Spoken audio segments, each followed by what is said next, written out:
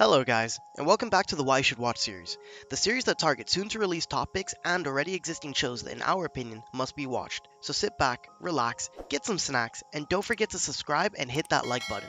In today's episode, we'll be talking about The Rising of a Shield Hero, which was released on January the 9th of 2019 by director Takao Abo.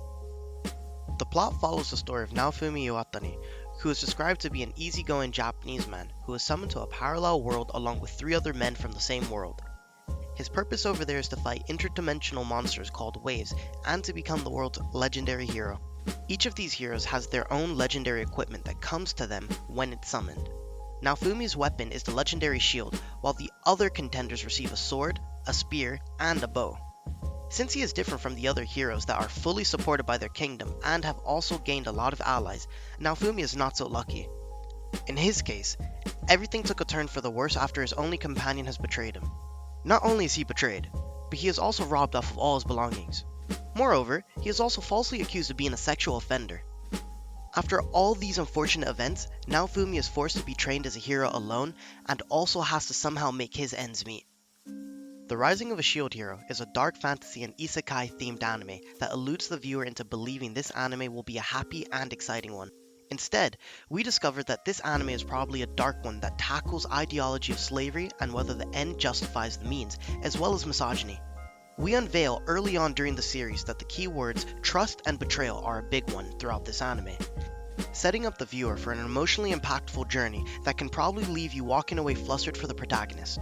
The attachment that the viewer has with the lead protagonist Naofumi is somewhat of a kindred relationship for those that feel that they have been betrayed by those that they've trusted in their own lives. A really simple concept to draw the viewer in with from the start. Whilst being magically transported to another world in an alternative dimension, we realize that Naofumi is accompanied by three other humans that are from Earth, but not the same dimensional Earth as Naofumi, where they discover this through discussing what the most successful MMORPGs are existent in their own timeline. Nerdy, right? Funnily enough, the world where they've been taken off to feels exactly like an MMORPG, as there seems to be a leveling system that these four soon-to-be heroes unravel and must deal with. From here on out, we learn that the protagonist is set apart from the other cardinal heroes for an answer he can't obtain, and discovers that he may not be wanted, although being asked to come to this world in the first place. Ironic. Betrayal after betrayal, Naofumi begins to loathe the world he has been transported to and demands that he is to be returned back to his home world, to eventually become informed that he cannot return until he has destroyed the final boss that appears after the final wave of enemies. Because of this, his mindset slightly shifts into wanting to power clear all the waves so that he can move on from this stage in his life.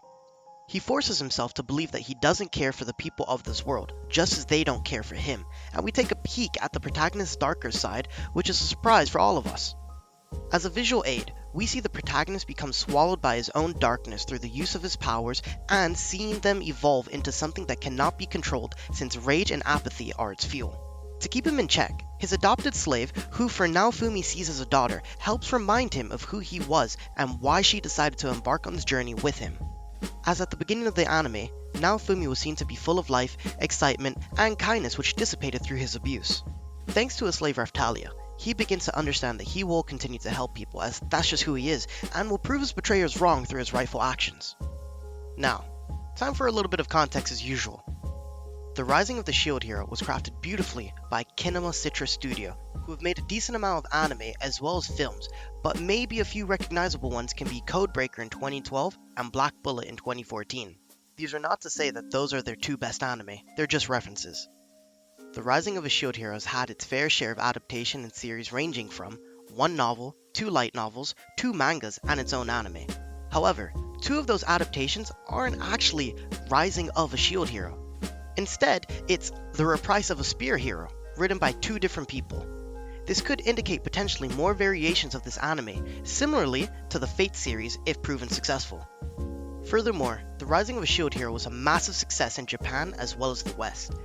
Because of this success, The Rising of a Shield Hero's official Twitter announced that there are 2 more confirmed seasons, totaling to 3 seasons. The news of the 2nd and 3rd season being renewed was announced during the Crunchyroll Expo in 2019.